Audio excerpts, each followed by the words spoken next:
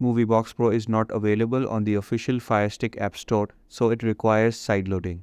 Before you can sideload any app, you need to prepare your Firestick by installing and configuring the downloader app.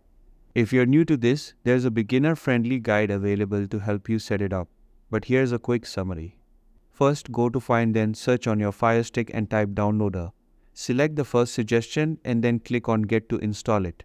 Once installed, go back to the home screen, click on the gear settings icon, then navigate to My Fire TV, then Developer Options. Under Install Unknown Apps, find Downloader and enable it. Once you've configured Downloader, you're ready to sideload Moviebox Pro.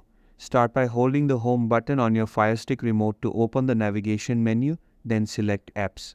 Launch the Downloader app and in the Home section, click on the box labeled Enter a URL or search term. Enter this link shown on the screen and press Go. The Moviebox Pro app file will begin downloading. Once the download is complete, it will automatically move to the installation screen. Click Install, and when the installation is successful, click Done. Moviebox Pro is now ready to use on your Firestick.